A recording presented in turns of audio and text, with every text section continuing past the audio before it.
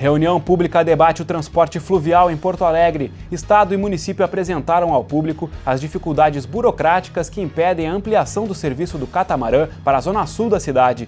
Fechamento da Escola Porto Alegre é tema de audiência pública. Galerias do plenário lotaram para acompanhar a proposta do município de utilizar o espaço para atender a demanda da educação infantil. No quadro Momento Cidadão, você vai conhecer o trabalho do Mente Viva. A ONG trabalha com meditação em escolas de diversos lugares do mundo para promover a paz. Estes são os destaques do Jornal da Câmara, que está começando agora.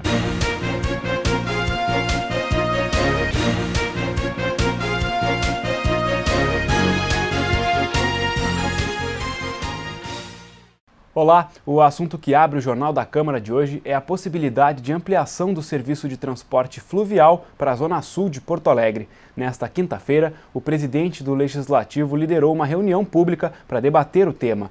Devido ao modelo de licitação elaborado pelo Estado para a concessão do catamarã Porto Alegre-Gravataí, a empresa responsável não pode ampliar o atendimento para a capital. A reunião pública aconteceu no Salão do Clube do Professor Gaúcho, no bairro Ipanema, zona sul da capital. O encontro contou com a participação de representantes dos executivos municipal e estadual, da Marinha e da sociedade civil. Apesar do interesse da comunidade na ampliação do serviço de catamarã para outros bairros da capital, a proposta não foi aprovada pela Agência Estadual de Regulação dos Serviços Públicos Delegados do Rio Grande do Sul. Segundo o presidente da Agergs, o modelo de licitação vencido pela empresa CatSul exigia que o transporte fosse feito exclusivamente de forma intermunicipal. A plena integração entre o transporte municipal e o intermunicipal, ela se tornou um pouco difícil de ser obtida diante da licitação construída lá atrás pelo governo do estado. Foi exigido que essa empresa adquirisse a forma de um propósito específico. Isso está previsto na lei de licitação e isso não dá margem para que a empresa se desvie desse propósito de transporte intermunicipal. Desta forma, a Agergs aprovou o funcionamento da estação do catamarã no bairro Cristal somente para o embarque e desembarque de pessoas que se deslocam a Guaíba. O vice-prefeito da capital criticou a forma como foi elaborada a licitação, de modo que não permite a integração dos transportes metropolitanos. Sebastião Melo ainda garantiu que não vai autorizar a parada do catamarã no Cristal até que o problema seja resolvido. As pessoas não podem sair do centro e vir até o Cristal ou pegar o Cristal e ir até o centro. Isso mostra que realmente há um desarranjo. Por isso o prefeito, juntamente com o secretário, nossa gestão, tomou uma decisão, após a decisão da Agergs, que essa questão não é uma questão da Agergs, é uma questão que tem a ver com a Metroplan. Nós não vamos permitir operar um terminal que é municipal enquanto nós não resolvemos a linha urbana de Porto Alegre. Acho que é uma decisão madura, não é nenhum revanche nisso, mas não é honesto, não é justo com a população que quer ter esse trecho. O secretário municipal de Transportes e diretor-presidente da Empresa Pública de Transporte e Circulação disse na reunião que o município está trabalhando junto com o Estado para preparar um plano diretor do transporte hidroviário da capital. De acordo com Vanderlei Capelari, o documento deve ser finalizado no primeiro semestre de 2015. Nós trabalhamos junto com o governo do estado para elaborar um plano diretor do transporte hidroviário, ele está em curso, estamos trabalhando junto para que isso possa ter uma viabilidade e pretendemos até o final do primeiro semestre do ano que vem publicar um edital de concessão de toda a orla de Porto Alegre para o transporte hidroviário. Ele é um transporte muito mais caro do que o transporte rodoviário, portanto tem que fazer uma série de estudos que possibilitem uma tarifa competitiva que possa ser utilizada. O presidente da Câmara Municipal, vereador professor Garcia, do PMDB, valorizou o debate. Hoje nós temos ouvido todos os segmentos que possam ajudar para isso. Eu acho que a construção está muito boa. Claro, isso é um processo, tem que ter badimetria para ver o calado. A CatSul tem que ver da possibilidade do número de pessoas para ver se é viável ou não economicamente. Mas na realidade isso faz com que a população como um todo possa discutir, dizer se realmente ela quer incluir este modelo de modal também no seu dia a dia. A situação da Escola Municipal de Ensino Fundamental Porto Alegre foi tema de audiência pública no Legislativo Municipal nesta semana. O Executivo pretende fechar a instituição de ensino no final do primeiro semestre do ano que vem. Hoje, a EPA possui cerca de 120 alunos matriculados, todos em situação de rua. O encontro aconteceu no plenário Otávio Rocha e reuniu diversos estudantes da Escola Porto Alegre, além de professores e representantes do Executivo Municipal. Na audiência foi discutido o encerramento das atividades na instituição de ensino. Segundo a Secretaria Municipal de Educação, o terreno onde está localizada a EPA deve dar espaço a uma escola de educação infantil. Em outubro deste ano, a Secretaria Municipal de Educação comunicou o fechamento da Escola Municipal Porto Alegre. A data para encerramento das atividades estava prevista inicialmente para este mês, mas em uma reunião promovida pela Comissão de Cidadania e Direitos Humanos, o Executivo anunciou o encerramento das atividades apenas para o final do primeiro semestre de 2015. A medida desagradou professores e estudantes da EPA que desejam permanecer no local. A Escola Porto Alegre possui cerca de 120 jovens e adultos matriculados e uma frequência de 40 estudantes por dia, todos em situação de rua. Ex-aluna da EPA, Josebel Gonçalves, fala das oportunidades proporcionadas pela instituição. Quando tu olha para mim, tu vê uma pessoa que usou crack durante 15 anos. Quando eu cheguei na EPA, lá eu tive um acolhimento que eu não tive de lugar nenhum, sabe? Ninguém acreditava mais em mim. Ninguém achava que eu podia fazer alguma coisa ou que eu podia ser alguma coisa. Segundo a representante da SMED, os alunos da Escola Porto Alegre devem ser transferidos para o Centro Municipal de Educação do Trabalhador, Paulo Freire. Simone Lovato também garantiu infraestrutura e acesso qualificado à educação para todos os estudantes. Ele tem um espaço super qualificado, onde eles terão a oportunidade de ter atendimentos que hoje eles não têm na Escola Porto Alegre, né, como sala de integração e recursos, letramento, psicopedagogia, cursos do Pronatec, além das oficinas que hoje eles já têm dentro da EPA. Para Josebel, transferir os alunos para o CEMET Paulo Freire é um erro. O CEMET é onde? É atrás do planetário. Quem vive aqui, para quem mora na rua, que nem eu, 15 anos de rua, sei que quem vive aqui não pode descer para lá. Porque a gente tem algo chamado território, guerras de territórios. O pessoal é usuário, a grande maioria em si é usuário. Então, como é que tu vai dizer que uma pessoa daqui vai poder frequentar a casa de convivência lá do outro lado? Sabe? Lá na Praça do Garibaldi já é outra boca de tráfego, lá no Planetário já é outra. Aonde tu roda num lugar, tu não pode rodar em outro. Vereadora do Partido dos Trabalhadores, Sofia Cavedon destacou os avanços parciais conquistados, como a permanência de novas matrículas na Escola Porto Alegre. A parlamentar ainda falou dos trabalhos a serem desenvolvidos nos próximos 6 meses. A doutora Liliane, que é do Ministério Público, que trata dos direitos humanos, ela inclusive se interessou pela proposta que eu fiz de constituir uma comissão especial para radiografarmos mais uma vez a situação rua e o papel da educação na situação rua em Porto Alegre. E eu pretendo que esse trabalho, em conjunto com o Ministério Público, seja muito forte, muito importante, porque não foi a escola só que eles estão perdendo. Eles perderam o Lauro Dom Bosco, perderam o restaurante popular. Então as políticas de atendimento à situação rua estão diminuindo.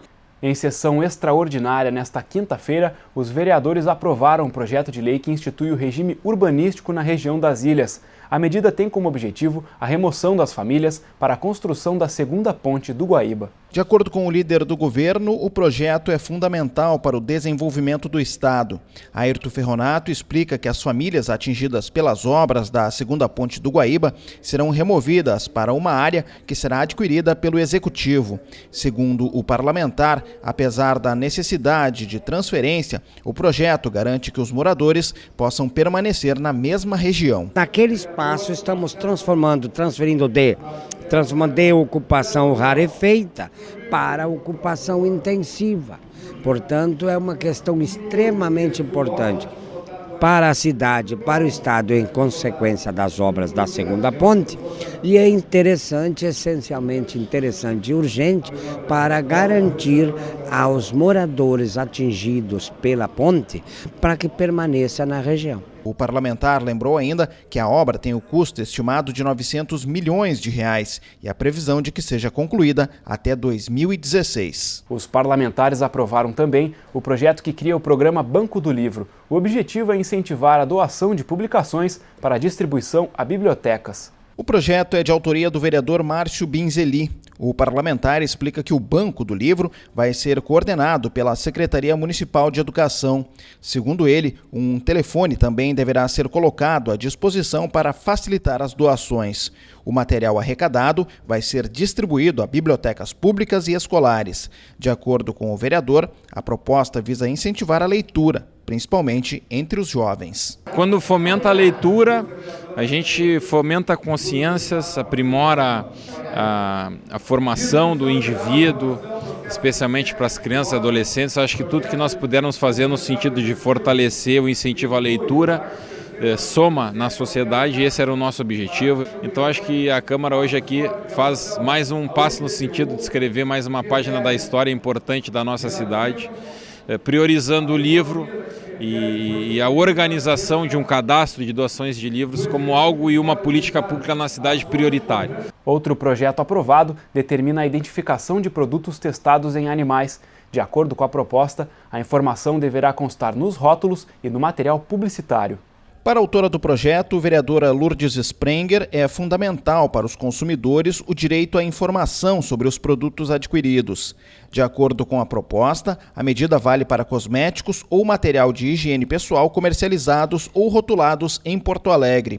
Segundo a parlamentar, é uma forma também de chamar a atenção das pessoas para a causa animal. Então nós já temos em andamento no Senado a proibição e a readequação do tipo de pesquisa daqui a 5 anos, quer dizer, as empresas ou os laboratórios que usam a pesquisa animal terão que se readequar. Porque não se admite mais um caso como aconteceu com os beagles, né? Então tu pode usar muita coisa para cosméticos, material de limpeza, tu pode usar métodos computadorizados. Não precisa mais tu colocar um produto que o animal fica queimando o olho para ver se ele é alérgico ou não. O projeto prevê ainda a apreensão do produto e multa no caso do não cumprimento da determinação.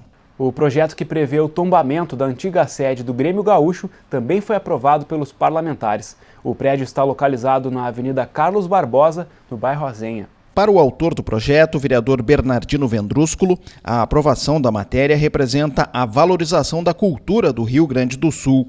Ele explica que a antiga sede do Grêmio Gaúcho é um dos berços do tradicionalismo. Com o tombamento, o imóvel passa a integrar o patrimônio histórico e cultural da cidade. Esse prédio está localizado no quarteirão formado pelas ruas Bispo Laranjeira, Cepete Araju, Niterói e Carlos Barbosa, conhecido como o Gauchinho.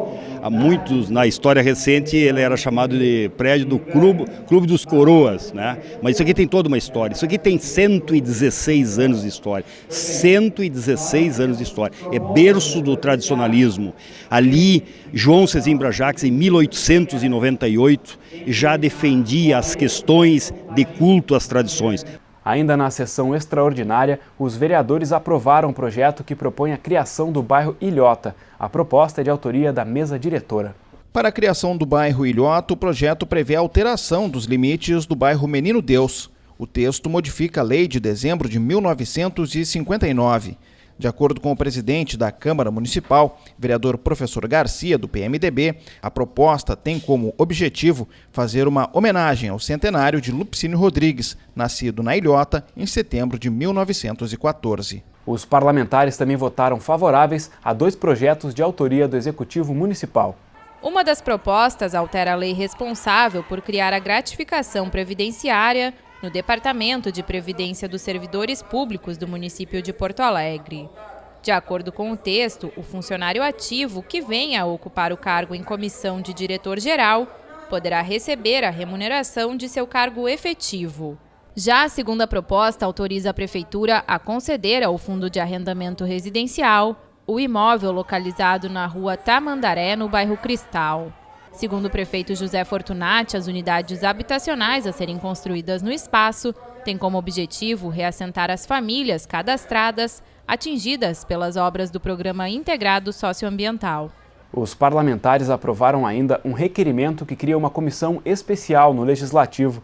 O grupo tem como objetivo apurar as denúncias relacionadas à gestão da saúde na capital, feitas por servidores municipais. A proposta foi apresentada pela bancada do Partido dos Trabalhadores. Entre as denúncias realizadas pelos servidores da saúde estão contratações sem licitação, locação de prédios sem uso e a crise no Hospital Porto Alegre. Para o líder da oposição, vereador engenheiro Comaceto, a criação do grupo é a medida mais rápida para solucionar os problemas apresentados. Os vereadores da capital aprovaram o projeto de lei do Executivo que estabelece novas regras para a derrubada e o transplante de árvores em Porto Alegre. A proposta foi aprovada com 29 votos favoráveis. Mesmo sem nenhum voto contrário, a proposta do Executivo gerou polêmica entre os parlamentares. Embora algumas emendas tenham sido retiradas durante as discussões, 20 propostas de modificação ao texto original foram apresentadas. No final, fruto de acordo entre os líderes, as emendas foram votadas em bloco. De acordo com o Executivo, o projeto regulamenta o abate, poda ou corte de árvores em casos de risco à pessoa, ao patrimônio ou quando houver a necessidade de obra pública ou privada.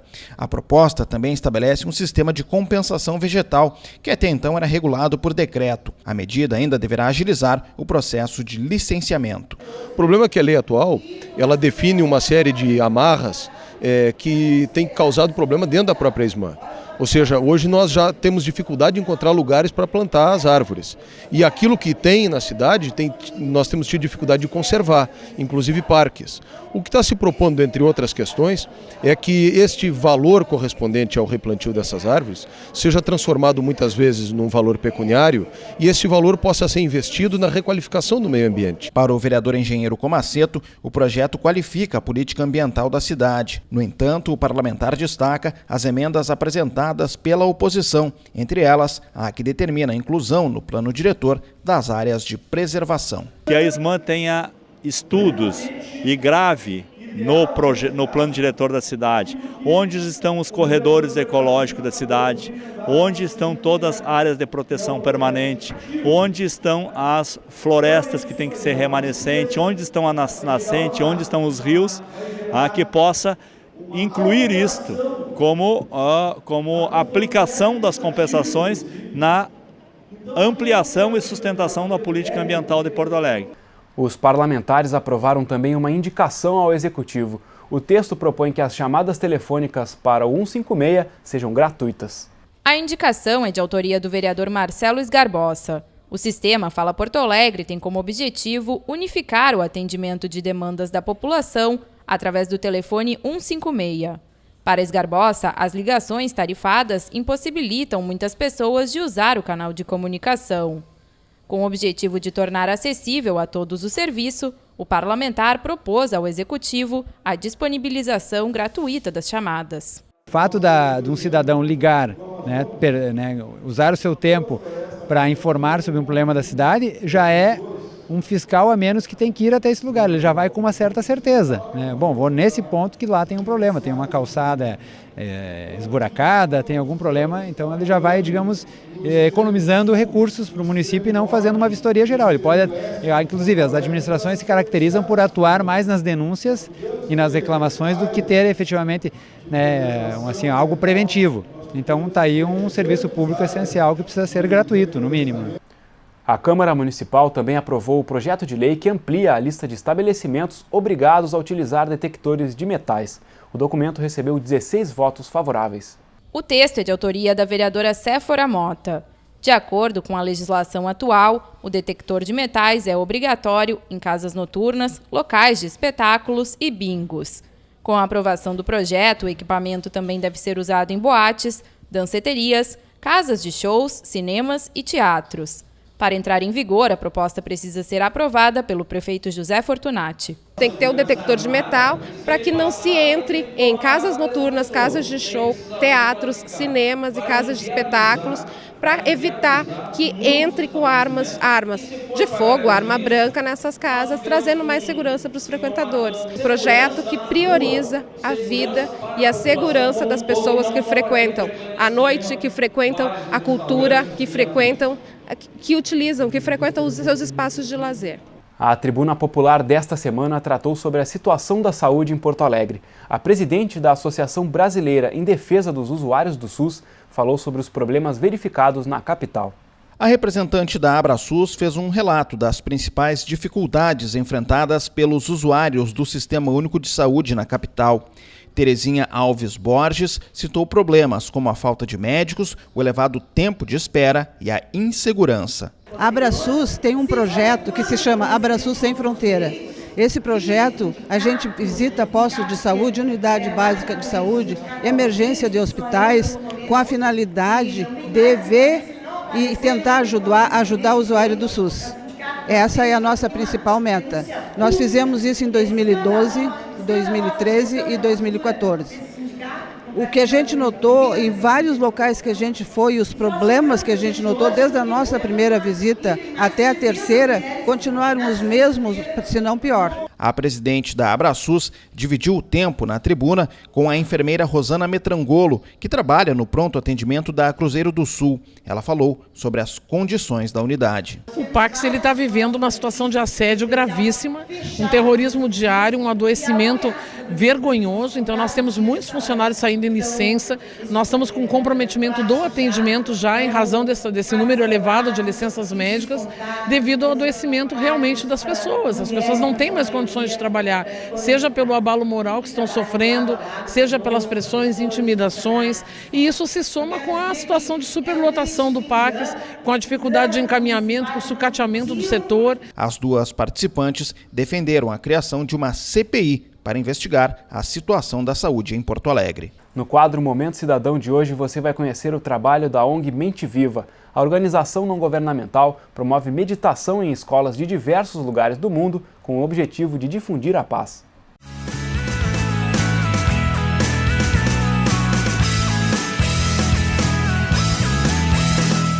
Olhando assim, parece mais um dia de aula normal. Até que a professora chama uma aluna à frente para proclamar algumas frases. Os colegas fecham os olhos. Em seguida, repetem 3 vezes o que a colega acabou de dizer. Eu estou em paz. Essa é a metodologia usada pela ONG Mente Viva, que busca promover a cultura da paz nas escolas. A organização foi fundada em 2010 por iniciativa de 2 médicas residentes no Rio Grande do Sul. Uma delas é indiana e desde cedo teve contato com meditação dentro da família. A história começou, na verdade, teve um projeto de meditação nos Estados Unidos em que eles usavam essas mesmas 5 frases que a gente usa aqui, parecidas, na verdade não as mesmas que a gente usa aqui na Mente Viva. E aí o pai da fundadora trocou a frase "meu trabalho está em paz" por "minha escola está em paz". E a partir dele, então, começou a se fazer nas escolas, utilizando essas 5 frases com minha escola está em paz.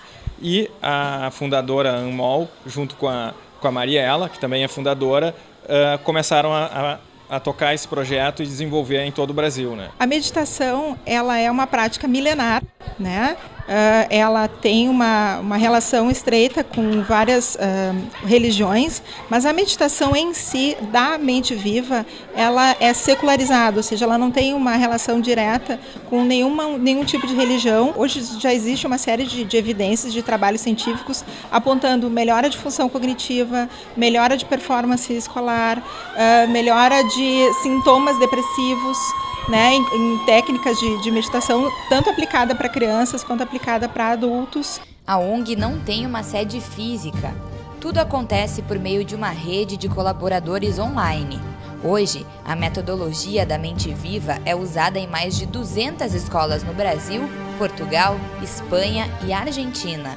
No caso desses outros países também chegaram pelo site, e como ela é, digamos assim, autoexplicativo e é uma coisa que não precisa necessariamente ter uma pessoa lá para te ensinar, tu simplesmente recebe aquele kit, o kit escola, né? E a partir do kit tu mesmo pode praticar, e ali tem um vídeo ensinando a fazer, então facilita para a expansão do trabalho da Mente Viva, né? Juscelia é professora nesta escola estadual de Porto Alegre há 6 anos. Aqui, ela é a única que aplica a meditação na sala de aula. O projeto chegou aqui na escola, a gente começou a fazer o trabalho de meditação com a minha turma, mas a escola também está começando o processo para todas as professoras fazerem nas suas salas de aulas também, a partir da melhora dos alunos, né, que começaram a surgir, a turma ficar mais calma.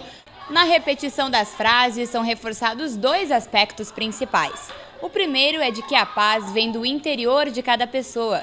O segundo é a ideia de expansão desse sentimento individual para o meio em que se vive. Adotei para mim, para meus alunos, para minha vida, assim, para calma da pessoa, assim, porque o nosso trabalho é muito agitado, o dia a dia é agitado, correria, crianças, então isso traz um momento de paz, um momento de reflexão para dentro da escola, que não tem, na verdade, nas escolas, mas assim, que possa que outras escolas também possam conhecer esse trabalho, que isso não tem nos currículos escolares, mas isso está se tornando importante mediante de tudo que acontece na sociedade. Para mim, a meditação é bom, sabe? Que eu gosto de fazer, é muito bom. Acalma a gente pode ensinar aos outros, mas é muito legal a meditação. Os outros dias, quando não tem, como é que é? Assim, o pessoal é muito agitado? É bastante agitado. E atrapalha? Bastante. Tu acha que tu melhorou como aluna nesse tempo? Melhorei muito. Por quê? Porque eu era muito agitada. E as notas melhoraram? Melhoraram bastante. Por enquanto o projeto está voltado para as escolas, não só para os alunos, né? Mas agora a gente também está abrindo espaço para um projeto de Cuidando do Cuidador, que é uma série de palestras e que a gente está também ampliando, porque hoje em dia a gente sabe que todo o nosso corpo de professores está realmente precisando de motivação, está precisando de um maior cuidado para poder cuidar das nossas crianças, que são realmente o nosso maior tesouro. A ONG Mente Viva está aberta a novos colaboradores. As informações sobre doações financeiras e cadastro para voluntários estão na página menteviva.org.br.